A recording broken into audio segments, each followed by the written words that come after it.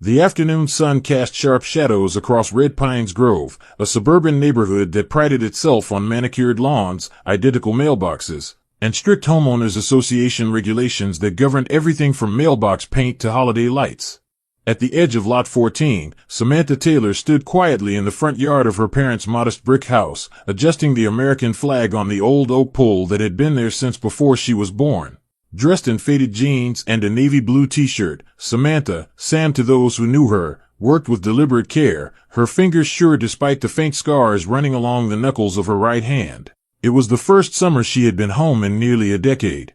After 8 years in the United States Navy, serving with distinction in special warfare operations, Sam had returned to civilian life with the quiet dignity of a soldier who had seen too much and said too little. The neighborhood, however, had changed. The newly elected president of the Red Pines HOA, Marilyn Stone, had turned the once friendly association into a miniature dictatorship.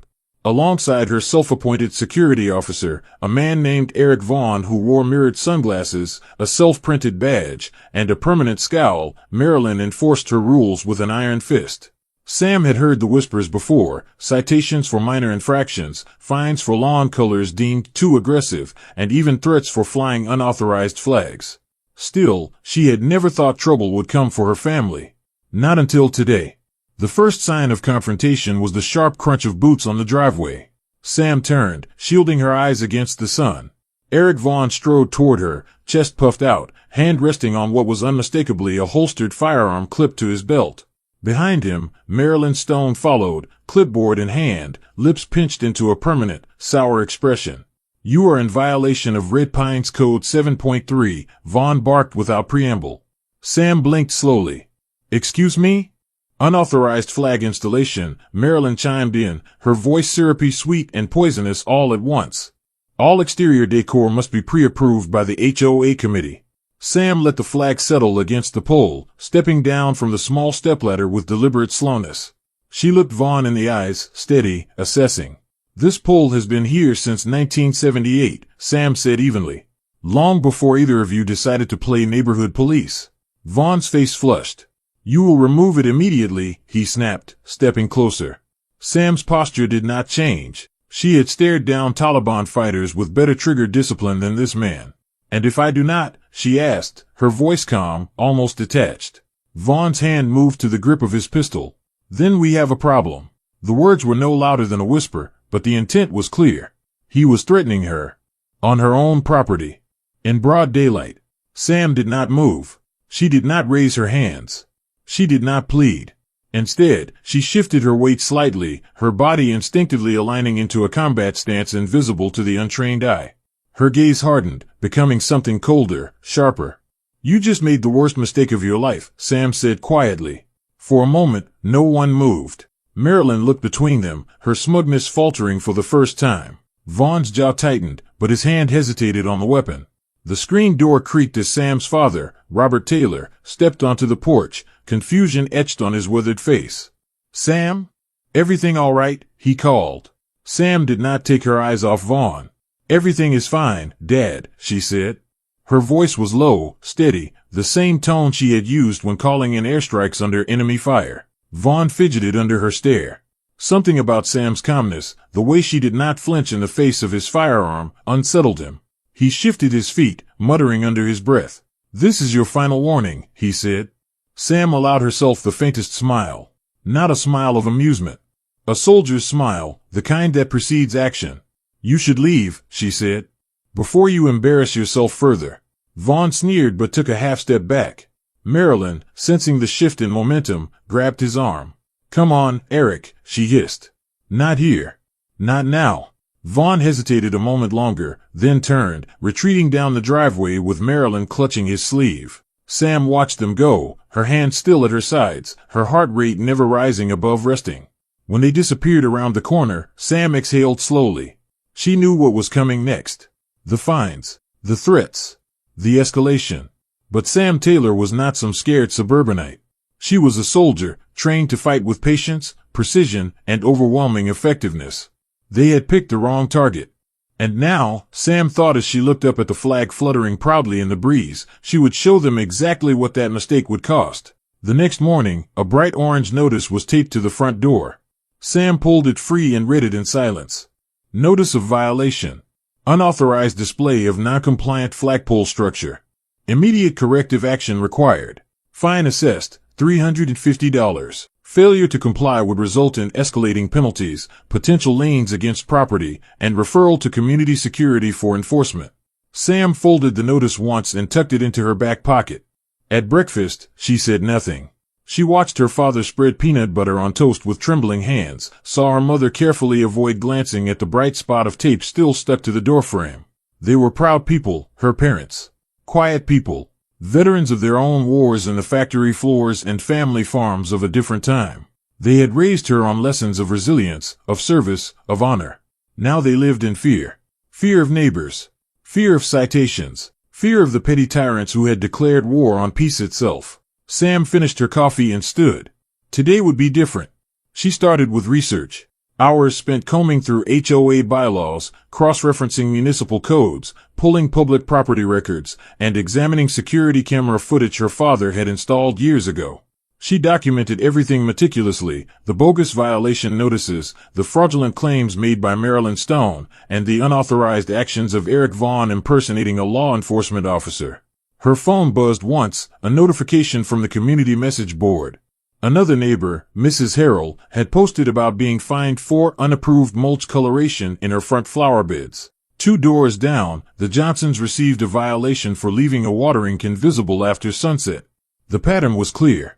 Marilyn and Eric were using the HOA not to maintain community standards but to consolidate control, through intimidation, through manufactured outrage, through fear. Sam reached out quietly to several neighbors she trusted. Veterans, mostly. People who knew what it meant to serve, to sacrifice, and most importantly, to recognize abuse of authority when they saw it. At first, they were hesitant. What could they do? Marilyn controlled the proxy votes. Eric paraded his fake badge like it was a weapon. Speaking up meant fines, harassment, maybe worse. Sam listened patiently, then spoke. They are counting on your silence, she said. They are betting that you are too tired, too busy, too afraid to fight back. She looked them each in the eye, steady and unflinching. I have faced worse. You have faced worse. We do not surrender to bullies in camouflage cargo shorts. There was a pause. Then Mr. Alvarez, a retired Army first sergeant, grunted and said, "About damn time someone stood up." Others nodded. Murmured agreement. The quiet fire of a beaten-down community flickered to life. Sam laid out her plan. They would not act out of anger. They would act with discipline, with precision, with the same principles that had carried them through darker, deadlier battles. First, gather evidence. Every fake violation. Every unauthorized action by Eric Vaughn.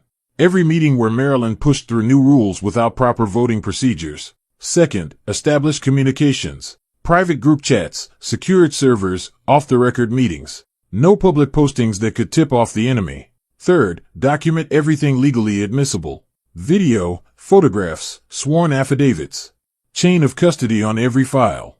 Sam was building a case, not just for HOA arbitration but for criminal and civil court if necessary. And finally, timing. She knew better than to strike before she had overwhelming superiority. She would wait. Watch. Let them become complacent. The deeper the enemy buried themselves in arrogance, the harder they would fall. A week passed. The fines continued. A second notice arrived, an order to remove unauthorized bird feeders from the property. Sam's father had hung those bird feeders for her mother on their 40th wedding anniversary. Now they were suddenly deemed illegal wildlife attractant devices. Sam did not rage. She did not argue. She smiled. They were overreaching. And overreach was always the first crack in a tyrant's armor. Meanwhile, her investigation into Eric Vaughn deepened. Through county records and social media, Sam confirmed what she had suspected. Vaughn had never completed police academy training. He had been dismissed from a civilian security job for misconduct. The badge he wore came from an online novelty shop. His so-called enforcement authority was not only a lie but a felony in the state. Sam compiled every scrap of evidence into a meticulously organized file. At night, she trained. Not because she needed to prove anything. Because it was who she was. Push-ups. Sit-ups. Target practice at the range. Maintaining the discipline that had once kept her alive in the mountains of Cunner and the deserts of Helmand. Discipline would win this war, too. The neighborhood remained tense. People mowed their lawns nervously, painted their mailboxes twice just to avoid citations, spoke in hushed tones, but under the surface, a resistance was growing. Sam felt it like a vibration under her boots. The knowledge that the community was waking up. The final spark came 2 weeks later, on a Saturday morning. Sam returned from the grocery store to find Eric Vaughn parked across the street, leaning against his truck, openly watching her house. He tipped an imaginary hat when she got out of her car. Sam met his gaze and smiled thinly. She had everything she needed. It was time to move from preparation to action. They had thought they could bully a soldier's family. They had thought wrong. The morning air was crisp as Samantha Taylor slipped on her lightweight jacket and crossed the street under the watching eyes of Eric Vaughn. She carried nothing but a grocery bag and a neutral expression. Every movement was calm, deliberate, calculated to convey complete indifference. But inside, Sam's mind moved like a well-oiled machine. Today was not about confrontation. Today was about bait. She reached her parents' mailbox, pretending to fiddle with the lock. Out of the corner of her eye, she watched Eric shift. His arms were folded, but his weight was coiled on the balls of his feet, ready for a move he thought he controlled. Sam let him watch. Let him think he was winning. It was almost disappointing how predictable he was. By noon, the community security group Sam had assembled met quietly at Mr. Alvarez's garage 2 blocks over. Coffee, folding chairs, and a hand-drawn map of the neighborhood covered the small workbench. "All right," Sam said, standing before the gathering. "Here's where we stand." She moved methodically, tapping locations on the map. Eric Vaughn has illegally impersonated a law enforcement officer in violation of State Statute 543.12. Marilyn Stone has repeatedly falsified HOA meeting records and votes. We have video evidence, physical citations, witness testimonies, and financial mismanagement records from the past 2 years. The small crowd murmured approval. "Our goal," Sam continued, "is not just to defend ourselves. It is to dismantle their control, legally, publicly, and permanently." She laid out the phases like a mission briefing. Phase 1. Finalize the evidence package. Assign secure backups. Prepare witness affidavits for sworn submission. Phase 2. File official complaints with county oversight boards, law enforcement ethics commissions, and the state attorney's office. Simultaneously, draft letters to local news outlets highlighting the abuse of power in a supposedly peaceful neighborhood.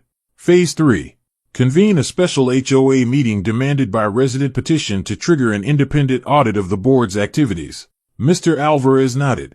"Sounds like a full-blown operation." Sam smiled grimly. "It is." By Monday morning, the first moves were underway. Sam met privately with an attorney from the local Civil Rights Protection Unit, presenting a file thicker than a battalion briefing binder. Photos. Screenshots. Videos showing Eric flashing his fake badge at terrified homeowners. HOA financial ledgers showing missing funds. Unauthorized security cameras aimed only at select houses, the houses of dissenters. The attorney's eyes widened by the third page. "We can open multiple investigations," he said finally. "State and federal violations." Sam nodded once. "Good. Start today." Meanwhile, her neighbors filed independent complaints to the HOA Regulatory Authority and the Department of Consumer Protection, all citing systematic abuse, intimidation, and financial misconduct. The walls were closing in. And Vaughn, clueless, only accelerated his downfall. By midweek, emboldened by what he thought was continued dominance, Vaughn issued another round of fabricated citations, including one against Sam's elderly neighbor, Mrs. Green, for unauthorized potted plant placement. Mrs. Green, who had survived 2 strokes, clutched the ticket in disbelief, her hands shaking. Sam watched from her porch. She said nothing. She just recorded everything. The final piece fell into place 3 nights later. Sam received a text from Mr. Alvarez. "Got it. Meet at the barn." The barn was a converted storage shed where neighbors sometimes hosted unofficial meetings away from HOA-approved venues. Inside, Mr. Alvarez handed her a thumb drive. Sam plugged it into her laptop. Footage played, a security recording from his backyard, facing the common area. In the video, Eric Vaughn could be seen urinating against a neighbor's fence while wearing his self-made security badge. Drunk. Loud. Laughing about owning this damn place. Sam stared at the screen, the corners of her mouth lifting in something that was not quite a smile. She had enough now. More than enough. She filed the final affidavits at the county courthouse the next morning. On Friday evening, Red Pines Grove's residents received official notice. An emergency HOA meeting was scheduled for Sunday afternoon, requested by a supermajority of homeowners. Agenda: discussion of HOA leadership integrity, financial transparency, and community security procedures. The battlefield was set. Sam spent Saturday reviewing everything once more, assembling physical folders, redundancy drives, printed financials, sworn statements. She polished her navy dress whites, the sharp creases in her trousers like lines drawn in sand. Sunday afternoon arrived cold and bright. The community center buzzed with nervous energy as residents filled every seat, standing room only along the walls. Marilyn Stone stood at the front, her usual confidence replaced by a tight-lipped grimace. Eric Vaughn leaned against the wall near the door, arms crossed, trying to look casual. Sam entered last. The room fell silent. She made no grand entrance, offered no words. She simply took a seat near the front row, her presence undeniable. The meeting began awkwardly, with Marilyn trying to spin the narrative, blaming a small faction of troublemakers for sowing discord. Sam let her talk. Then, when Marilyn finished, Sam rose. "I have a few items to present," she said. She walked to the front, placed the thick file on the podium, and pulled a small projector from her bag. Images flashed across the wall. Vaughn's fake badge. Screenshots of threatening text messages from Marilyn. Footage of Eric pulling his gun on Sam for refusing to remove the flag. The room gasped audibly. Sam did not look at Marilyn. She did not need to. Instead, she played the final clip, Vaughn drunkenly boasting about owning the neighborhood while flashing his counterfeit badge. When it ended, Sam spoke. "This is not about petty rules. It is about abuse of authority, impersonation of law enforcement, financial misconduct, and the intimidation of innocent families." She turned to the stunned crowd. "My name is Samantha Taylor. United States Navy, Special Warfare Operator, retired. I have fought enemies who wore no uniform and answered to no code. I never thought I would have to defend my family against enemies who hide behind clipboards and fake badges." Her voice was steady, cutting through the tension like a blade. "I did not fight overseas to come home and watch my parents live in fear." Silence hung heavy in the room. Then Mr. Alvarez stood up. "I second a motion to remove the current HOA board pending investigation." Another neighbor stood. "I second." Hands shot up. Voices called out. Within minutes, the board was formally suspended pending a full independent audit and law enforcement investigation. Marilyn Stone's face crumbled. Eric Vaughn tried to slip out, but two uniformed sheriff's deputies waiting in the hallway blocked his exit. "Eric Vaughn," one deputy said, "you are under arrest for impersonating a law enforcement officer and unlawful intimidation with a deadly weapon." They cuffed him on the spot. Marilyn shrieked protests, but no one listened anymore. The neighbors were cheering, clapping, embracing. A few saluted Sam as she stood quietly to the side, arms folded behind her back, chin lifted in the posture of a soldier who had just completed a mission. Justice was not about noise. Justice was about precision. And Sam Taylor delivered it exactly as she had been trained to. Calm. Ruthless. Effective. As the sun dipped behind the rooftops, Samantha Taylor walked home past the fluttering flags, the neighbors waving, the slow return of peace she had fought so hard to reclaim. The war was not over yet. But the first battle had been won. The Red Pines Grove Community Center had never seen a gathering like this. Rows of folding chairs filled the hall, with standing room against the walls and latecomers lining the doorway. Outside, news vans crowded the curb. Word had spread too quickly for Marilyn Stone or Eric Vaughn to contain. Inside, a long table had been set up for the County Oversight Board and the Sheriff's Department investigators, flanked by uniformed deputies. As the meeting began, the officials listed the charges: Eric Vaughn, impersonation of law enforcement, unlawful threat with a deadly weapon, civil rights violations; Marilyn Stone, embezzlement, election fraud, abuse of power, conspiracy. Tension crackled through the room. Then she appeared. Samantha Taylor. Dressed in her navy dress whites, silver buttons gleaming under the fluorescence, carrying a leather portfolio. Conversations halted. Heads turned. She approached the podium without glancing at Marilyn or Eric and handed a file to the board secretary. "My name is Samantha Taylor," she said, her voice unwavering. "I served as a special warfare operator for the United States Navy. Today, I serve again, this time for truth, justice, and the rights of this community." The projector hummed to life. First slide. Eric Vaughn flashing a fake badge at residents. Second slide. Footage of Eric issuing bogus citations, harassing homeowners, patrolling illegally alongside Marilyn. Third slide. Bank records showing HOA funds funneled into Marilyn Stone's personal expenses. Gasps rippled across the hall. Sam remained composed. These are not isolated incidents, she said. They are a pattern of abuse, designed to intimidate and control. She clicked to the next file, a video of Eric Vaughn, gun drawn, threatening Sam on her front lawn as Marilyn Stone looked on.